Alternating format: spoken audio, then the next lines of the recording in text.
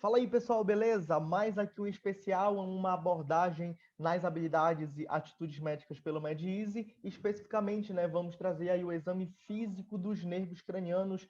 E essa é a nossa parte 2, né, em que nós vamos ver aí os 6 últimos pares para a gente finalizar exame físico de nervos cranianos. Eu sou João Bosco Corrêa, faço medicina no segundo período pela Faculdade de Ciências Médicas do Pará, FACIMPA. Então vamos lá começar a nossa aula sem perca de tempo, né? Para a gente fazer aqui uma aula mais objetiva possível aí para vocês. Então, sétimo par, nervo facial. Falar em nervo facial, a gente fala, né, de fibra nervosa mista. Ela vai ter tanto aí a parte sensitiva, sensorial, como a parte motora, perfeito? Então, nervo facial, nervo misto. Bem, avaliação, exame físico de nervo facial. A gente vai ver a parte aí da mímica facial. Então, nós vamos pedir para o paciente fazer movimentos na face, franzir a testa, franzir a sobrancelha, né? Ter aquela sensação de quando a gente sente um odor forte, um cheiro forte, que a gente franze essa região que a gente chama da glabela, né? Inflar a boca também, fazer a contração do plasma, que seria o músculo aqui do pescoço, né? De uma parte mais aqui inferior à nossa cabeça, especificamente, né? Mostrar os dentes. Então, toda essa questão de mímica facial seria nervo facial ou responsável, né? Aí interligado aí com essa questão de mímica facial. Bem, o que vale a gente falar aqui que se tratando de lesão de nervo facial, a gente pode ter aí, né, alguma lesão sendo acometida por uma patologia de cunho neurológico, por exemplo, né? A gente só vai fazer essa associação quando a gente fazer esse exame físico que nós formos avaliar os movimentos e a gente perceber aí uma certa assimetria, né? Então, um lado da face está paralisado, o outro lado está tudo ok, né? Então, a gente observando isso, isso sugere, né, lesão aí do nervo facial. Perfeito? Então, fechou aqui, seria basicamente isso, muito fácil. Oitavo par de nervo, nervo vertíbulo coclear, né? Quando nós estudamos sobre nervo vertíbulo coclear, nós aprendemos que ele vai ser responsável tanto pelo equilíbrio, como também pelo sentido especial da audição. Então, a parte vestibular, equilíbrio, parte coclear, né, seria audição. Então, o nervo vertíbulo coclear seria aí um nervo sensitivo, né, de apenas com caráter sensorial e que nós vamos entender como é que funciona o exame físico desse nervo agora, perfeito? Lembrando que, para quem já viu a anatomia, né, lá do nosso sentido aqui da audição, de toda essa região, orelha externa, média, interna, né, aquelas regiões lá, a gente percebe que existem dois nervos, o nervo vestibular e o nervo coclear. Esses dois nervos vão se unir para formar aí o nervo vestíbulo coclear, que é o nosso oitavo par de nervo craniano. Exame físico, pessoal, bem fácil. Vamos lá ver aqui a parte coclear. A gente vai ter o uso do diapasão, tá certo? Que seria um instrumento aí médico. Então a gente vai estimular o diapasão para que o diapasão ele vibre. Então, e a gente vai ter aqui dois testes, né? O teste de Weber e o teste de Rini.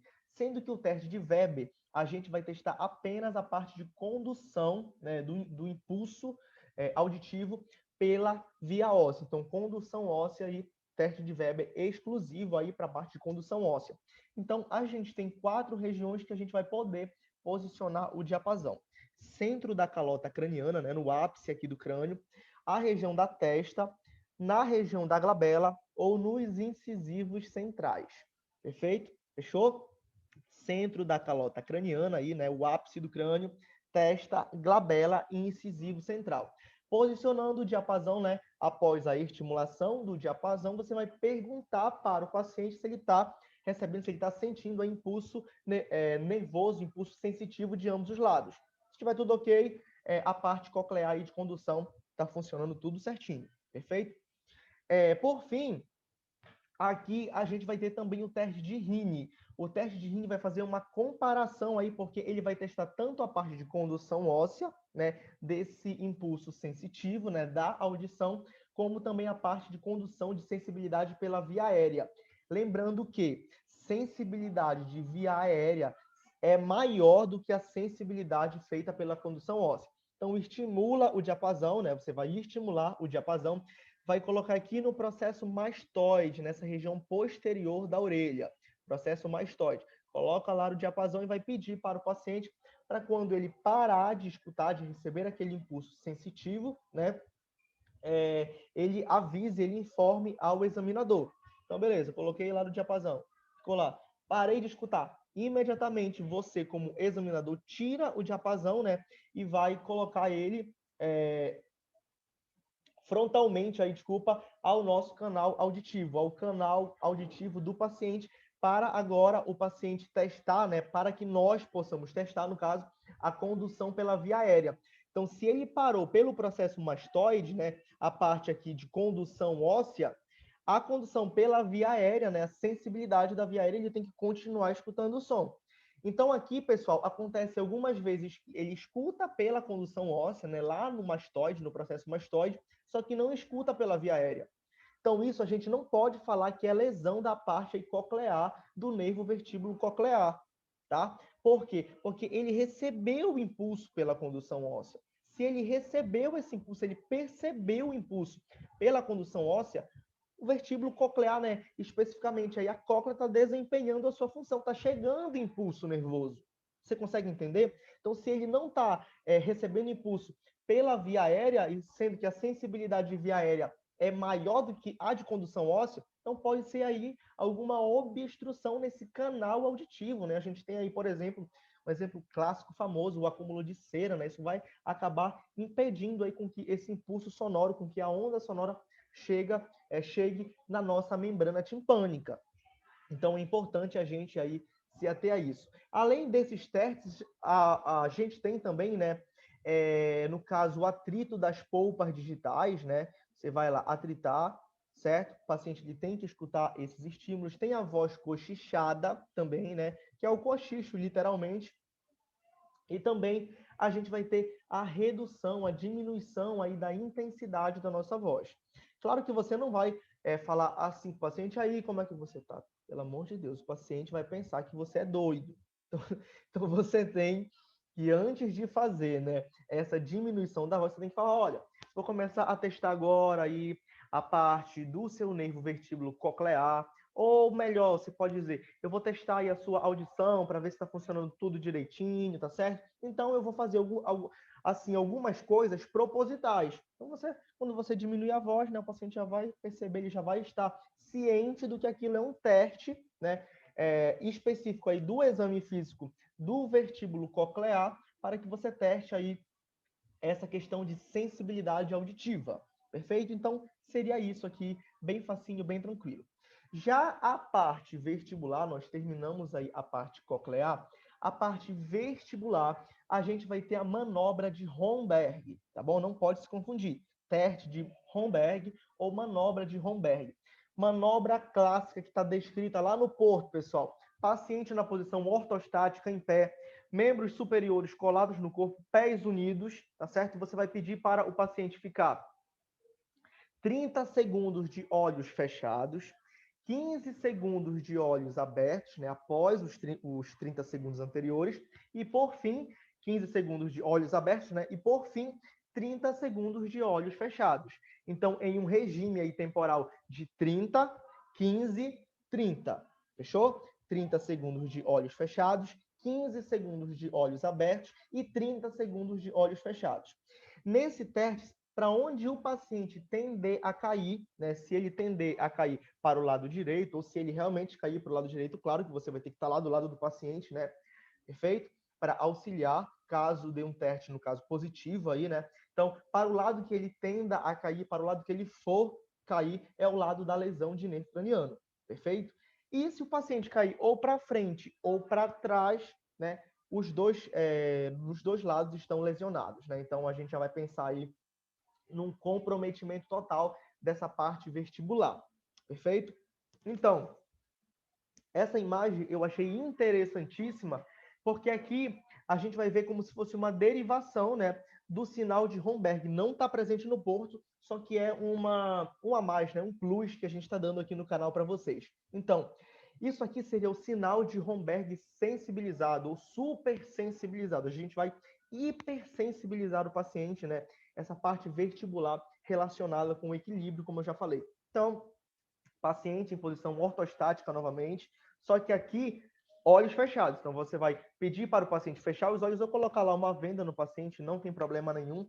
Posição ortostática, né? Ou seja, membros superiores colados no corpo, e você vai pedir para o paciente andar, né, com os pés um na frente do outro, né, em linha assim, no caso. Então, vai um pé, como está aqui na imagem, né, um pé na frente do outro em linha reta, seguindo uma linha. Paciente, né, se ele tender a cair, vai ser a mesma coisa do teste de Romberg clássico, né? Para o lado que ele tender a queda, vai ser o lado da lesão. Se cair para frente ou para trás, ambos os lados aí, ambos os ramos do vestíbulo coclear sendo acometidos, tá certo? Sugere isso daí. Por fim, só para a gente passar, é importante que eu descreva o nistagmo. O que é nistagmo, pessoal? Seria uma paralisia do globo ocular. Então, um dos olhos vai estar parado. Perfeito? Mas aí você pensa, você fica assim, nistagmo com vestíbulo coclear. O que é que tem a ver uma coisa com a outra, né? O olho com vestíbulo. Bem, pessoal, o normal seria que vocês me respondessem que o nistagmo, né, ele tem a ver lá com o quê? Com o oculomotor, ou com o troclear, ou com o abducente, perfeito? Só que não, pessoal, o nistagmo, ele vai estar relacionado, associado aqui com a parte vestibular, ou seja, com o nervo vestíbulo coclear. Perceba que no teste de Romberg, na manobra de Romberg, em ambas as manobras, né, tanto na classe como na derivação dela, a gente vai pedir para o paciente fechar os olhos em algum momento. Por quê? Porque os nossos olhos, eles são como referenciais espaciais do nosso corpo, né? É como se fosse uma referência aí no espaço do nosso corpo, perfeito? Então, eles vão servir como um referencial espacial para nós, nessa parte de equilíbrio. Então, por isso que o paciente aqui, né, nesse sensibilizado, ele vai ter que estar com o olho fechado. Por isso que aqui a gente vai ter o regime aí de 30 fechado, 15 segundos abertos e 30 fechados novamente. Então, tudo está relacionado aí com a nossa visão, até mesmo porque ela vai nos ajudar nós a nos situarmos no espaço. Então, tem a ver sim. Então, falou em nistagmo, nervo vestíbulo coclear, sem medo, pessoal. Pode marcar. Bem, agora a gente vai aprender aí o exame físico do 9º e do 10º par, glossofaríngeo e vago. Só falar que esses dois nervos, no caso, eles vão ser nervos mistos, né? Tanto a gente vai ter aí a parte sensitiva, como também a parte motora. É importante que a gente saiba disso, perfeito? Então, aqui, pessoal, o exame físico ele vai acontecer simultaneamente, né? Como acontece lá com o óculo motor, com o troclear e com o abducente, esse exame físico vai ocorrer simultâneo porque a finalidade aqui seria otimizar o nosso trabalho, perfeito? Então, vamos lá. Aqui, pessoal, a gente tem que entender que nós vamos ter um sinal extremamente importante, que seria o sinal de cortina. O que seria isso? Desculpa. A gente tem na parte anterior aqui, né, no céu da boca, que a gente chama o palato duro, né? E posteriormente, lá atrás, a gente vai ter o palato mole, onde está localizada, né, a úvula, que seria aquele pinguelo lá da nossa garganta, né? Aí numa linguagem popular, perfeito? Então, se a gente tiver a lesão, né, de nervos cranianos aí, tanto do par 9 como também do 10, né, pelo exame físico, nós vamos perceber, no caso, um deslocamento da úvula, né, para algum lado. Então, sinal de cortina seria isso aqui, ó. Um lado tá tudo ok, que seria o normal, né? Porque o ok seria assim, como nessa terceira imagem aqui, ó. Fechou? Uma simetria, mantendo lá. Só que esse daqui seria o sinal de cortina, ó. Um lado tá tudo certo, mas o outro lado a gente percebe que tá para baixo. E aqui a gente tem uma exceção. Para onde a úvula vai se deslocar, aqui ela deslocou, digamos que para o lado direito. Então, a lesão seria do lado oposto, do lado esquerdo. Entendido, pessoal? Então, para o lado que a úvula se desloca no sinal de cortina, presente no exame físico dos pares 9 e 10, glossofaríngeo e vago, né? O lado oposto é o lado lesionado, é o lado da lesão. E aqui é importante a gente falar que a língua ela vai ser dividida, no caso, em 3 partes. Então, os 2/3 anteriores seria lá do nervo facial, né? E o terço posterior, o último terço posterior, a gente vai associar com o glossofaríngeo. Perfeito, pessoal? Então, aqui, esse sinal de cortina é de extrema importância. A gente vai pedir lá para o paciente falar alguma vogal, né? Geralmente é A, porque o paciente vai abrir a boca, você vai conseguir ver até o final, né? Fazendo essa abertura da boca de uma forma mais ampla, de uma forma mais total, para que a gente consiga, de fato, fazer o exame físico, né? Aqui também nós vamos avaliar o reflexo do vômito, que vai avaliar diretamente aí o vago. Então, nós vamos lá com uma arte flexível, né, por exemplo, aí uma espécie de plástico ou de canudo, nós vamos sensibilizar essa parte do palato mole. Essa sensibilização, pessoal, ela tende a causar fisiologicamente, né, uma ânsia aí pelo vômito, né, uma náusea, uma espécie como se fosse geralmente uma acomodação aí, né? Ou melhor, acomodação não. A gente vai ter uma incomodação mesmo para que a gente tenda, né, a vomitar. Então, se esse paciente, quando você, no caso, sensibilizar essa parte do palato mole, né, tá aqui lateralizada a úvula, se o paciente ele tender a vomitar, é sinal que o nervo vago está tudo certinho. Se o paciente não sentir nenhum estímulo aí para o vômito, é sinal que esse nervo está lesionado, né? Até porque vago, pessoal, a gente vai associar diretamente com a nossa parte visceral, até lá no sistema cardiovascular, é o nervo vago que vai levar os impulsos nervosos ao coração para que toda a fisiologia da contração do miocárdio ocorra. Então, o nervo vago, ó, é um nervo de extrema importância, de extrema relevância aqui. E a gente tem sim como fazer esse teste básico aí nesse espaço bucal. Perfeito, pessoal. Então, aqui seria basicamente isso aqui. Aqui, né, só para finalizar, esse reflexo, eu acho que eu já falei, mas é reflexo do vômito, né, a parte aí da faringe. Perfeito? A gente vai ter aqui o 11º passo, seria o nervo acessório, né? Nervo acessório, muito fácil, ele vai ser um nervo motor, apenas motor, né? E aqui, pessoal, a gente vai fazer o teste de 2 músculos, né? Trapézio no ombro e o esternocleidomastoide, tá? Ou esternocleidomastoideu, né? Esse músculo aqui do nosso pescoço, da nossa parte cervical, perfeito? Então aqui o teste é o seguinte, primeiro ele está testando aqui o esternocleidomastoide, né? Vai pedir para o paciente rotacionar, paciente sentado, vai rotacionar a cabeça para um lado e você vai pressionar em direção ao mesmo lado da rotação e vai pedir para o paciente rotacionar no lado contrário à sua aplicação de força.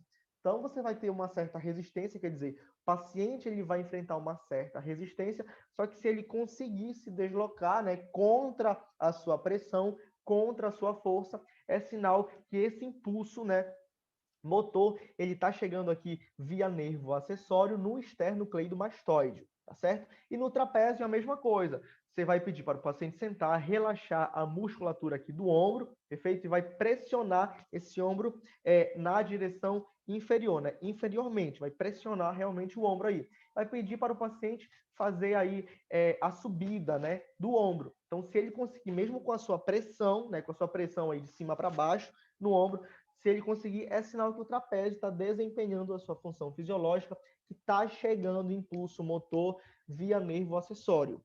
Perfeito, pessoal? Então, aqui seria basicamente isso aí. Ótimo. Por fim, para finalizar aqui, a gente vai ter o 12º par, seria um nervo hipoglosso, seria um nervo motor, está relacionado aí com os movimentos da língua. Então, aqui, pessoal, a gente vai avaliar tanto também a parte de palpação lingual, né? Principalmente aqui na ponta da língua, na periferia, na borda da língua, tá certo? Então, você vai lá fazer a palpação, para ver aí a questão principalmente da consistência da língua, né, desse tecido, para ver se está tudo certinho, se a consistência lá está tudo ok. E depois você vai pedir para o paciente, né, estender a língua, colocar para dentro, né, ou para fora, né, fazer aí a subida da língua também, colocar a língua nesse aspecto, porque quando o paciente coloca a língua para fora, né, inferiormente, né, se essa língua, ela, no caso, desviar, aqui a gente vai caracterizar com uma lesão, né, do nervo hipoglosso.